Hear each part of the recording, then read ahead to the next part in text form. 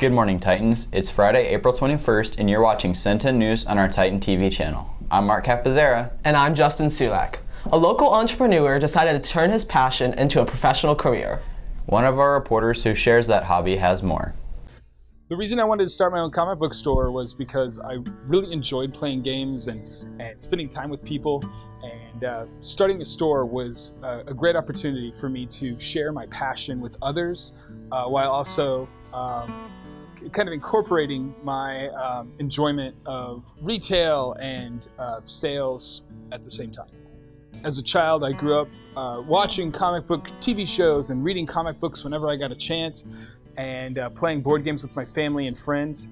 And that led to eventually working at a game store in the area. In Denton, I worked at a game store for about 5 years, but I also worked in retail for several years leading up to that. And so those two kind of merged together, plus my outside enjoyment of games and comic books that kind of culminated in me working at the game store up in Denton. And then I realized that I wanted to make my passion like my own and open my own store here. Advice I would give to people who want to follow their own dreams and do what I've done is work really hard and focus on what it is that you love. Specialize if you can.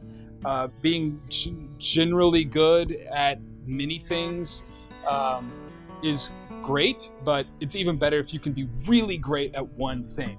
I'm really great at sales, and being really good at that has helped me run a really good store, welcoming to people, and successfully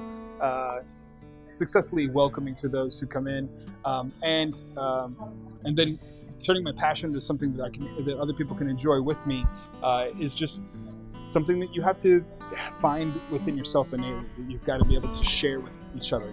So that's what I would do. I would find a place where you can specialize and make it your own. These days, students are so focused on college, but this former Titan decided to go a different direction. Many people aim to follow their dreams. I interviewed Avery McCain, a girl who went after her dreams and is now living off of them, in order to learn about her thoughts and how she got to where she is today. I got into makeup way before I could even remember. When I was 4 years old, it was my favorite thing to get into, and so now that I'm a lot older, I appreciate it. So I went to college, and makeup was my passion all throughout college, so I left college to pursue makeup. My favorite part about being an MUA is as soon as I'm done putting the makeup on them and they haven't seen themselves yet, is the big reveal. And they look in the mirror and they've never felt that way before. They've never felt as beautiful as they do then. And that is why my passion is being a makeup artist, because I get to put a light in someone's life, whether it is that they feel beautiful or they lack confidence, and just to be a big part of that huge moment in their life. The most challenging part about being an MUA is time management, because you have someone that might come to you and say, I need to be glammed up, I need to get to prom, but I only have 20 minutes, and they want like winged eyeliner, big lashes, a heavy contour, and so it's really challenging to get that done within 30 minutes and still making them look like they are cut and clean and blended. My favorite products and brands, and I'm not going to say this because I sell it, but because I really love it. I love Arbonne's makeup just because it's all vegan and mineral oil free, but I also love products like Anastasia, Beverly Hills. I was doing makeup whenever I was in high school, and everyone used to come to me after volleyball practice, or they would ask me to do it for prom, and looking back at pictures, it was nothing compared to what I can do now, but I would definitely say practice and learning different techniques and just trying your best every single day is what made me improve in my skills. Reporting for Cen10 News, this has been Sorna Takizadeh. English EOCs have ended, but AP exams are around the corner for many. How will you prepare? It's exam season, and students all over Centennial are preparing for the upcoming AP exams. We talked to students and teachers to see how they're preparing for the tests, as well as some tips for first-time test takers. But rather what we try to do is we try to just spiral the information back in.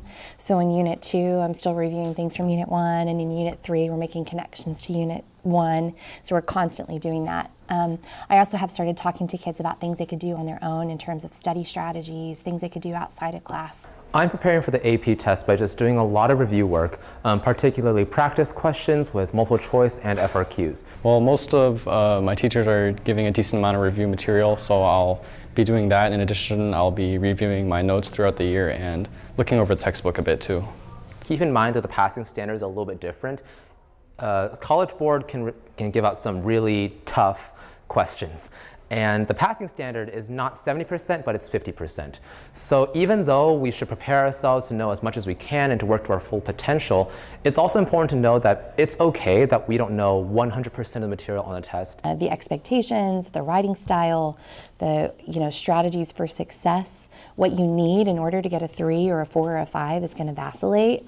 So listen to what your teacher has to say as some kind of direction. The second thing is to relax. To know that test anxiety is very real, but at the end of the day, it's a good experience to sit down and take that kind of high stakes exam and in a comprehensive kind of way.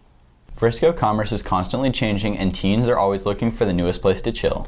Caroline interviewed the owner of the new juice bar, Salubrious. I came up with this idea not too long ago in 2016, and the name itself means to promote health. And when I finally decided to open up my cafe, I thought maybe I should use Salubrious in it because that's our concept. We're 100% organic, 100% vegan, and all natural cafe. So that's how Salubrious came about. Yeah, so our juice/cafe, is unique because it's pet friendly. So people can enjoy the patio area with their pets and whatnot. And also, we have free Wi-Fi. And as far as I know, we are the only juice bar that has a very nice, sitting arrangement where people can enjoy Wi-Fi, good conversation, and obviously the nice furniture. One more thing that I would say is that we have, artwork from local artists, actually from Cen10 High School, which we're very proud of. So we got 4 artwork from, local students here. And also this furniture is made by local artists as well. I was in the Marines for 11 years and I deployed many times. And when you deploy, you eat these MREs, which is meal ready to eat. And it pretty much has no expiration date. So once you deploy for 6-7 months, you're eating that. It's very, very bad for your body. So after my 4th deployment, I felt like, I had no energy and I felt like, I had lumps on my body. So it was pretty scary, So I decided not to go to doctors at all, and I wanted to, heal myself naturally. So I started reading books and I started watching YouTube, videos. YouTube has all the answers, right? So I came up with this diet, like smoothie and juice diet, and I went on for like 30 days. And it cleared me up like in 100%. I had so much energy I couldn't even tell you. If you're looking for something refreshing, you can get Evergreen. It has spinach and kale. But in our smoothie, I promise you won't be able to, taste kale or spinach, So it has no aftertaste. It's super refreshing, one of our best sellers. And I will also recommend our vanilla lattes, So we make it, again, we use almond milk, which has, sweet taste to it originally. So, when you mix it all up, it comes out just out of this world. From Cen10 News, this has been Caroline Carrillo. Titan Pride Yearbook distribution begins on Monday, May 15th at 12:21 and ends on Wednesday, May 17th at 4:30. You can pick them up at the concession stand by the gym, and please remember to bring your ID. Thank you. Hey Titans, this is Rachel May here with your Cen10 sports updates. On Tuesday, our varsity softball team played their senior night game, shutting out Independence 10-0, ranking them 3rd in the district. Senior Yasmin Williams and junior Angelica Johnson both hit home runs, and senior Alex Hoster had a grand slam. Way to go, ladies. Make sure to come out and support our softball team tonight for their last regular season game at Heritage against the Coyotes at 7. The varsity baseball boys beat Reedy 4-2 and are now 2nd in the district. Tonight they play the Rangers at 7:30 at Lone Star. Track had their district meet at Memorial Stadium last week. The varsity girls team won 4th overall and will have 7 girls advancing on to the area meet. For all individual awards, go check out our website at cen10news.com. Our Lady Titans soccer team closed out their season with a playoff loss to Prosper. Congratulations on a great season, Titans! Also, Two of our lady basketball players recently signed their letters of intent to continue on their basketball careers in college. Maria Saldani will be playing at Newman University in Kansas, and Yasleen Maldonado will be playing at Cameron University in Oklahoma. Congratulations. Our district athletes have done very well this year, including the Frisco hockey team, who recently won a national championship title in Ohio. Connor Denisi has more on the boys' road to victory. Next to Friday Night Lights and high school's devotion to football, we often forget about other sports, specifically hockey. Earlier this month, Frisco's high school hockey team traveled to the national championship and dominated, being the first high school hockey team in Texas to win nationals. Among the winners, a few players and an assistant coach have their roots at Centennial. Well, when I was younger, I just kind of cycled through all the sports, and my dad watched hockey on the TV all the time, and I sat down and I started watching with him, and I really started to enjoy it. And so I finally decided I wanted to try it out and see if I liked it for myself. Just being around the game, I fell in love with the game and just wanted to try, right? Like, you want to be like the guys that you're watching out there. So I played 5 years of hockey with the Frisco Ice Hockey Organization, and it was some of the best years of my life. My senior year, that's all I did. I didn't play travel hockey. Just sort of wanted to enjoy that with my friends, and was the captain, and you know, we had a great time. But it was really special this year, and even in previous years, to watch these guys go through the program and sort of grow together and become really close friends and become this really tight-knit unit, just the same way that me and my friends did when we were roaming these same hallways. Well, we had to play through states first, so we had to play like some local teams. And we played McKinney in the finals. And then once we won there, then we went up to Ohio. And I mean, it was definitely a hard road, a couple overtime games, a couple one-goal games. I think we had our eyes on it. Those guys had their eyes on it. The head coach had his eye on it. We wanted to be there, and once we got there, we knew that we were capable. We had a lot of firepower in a number of ways, some very skilled players. So once we were there, it was just a matter of executing. Like, you made it all this way. There's no more detail that you can really add in.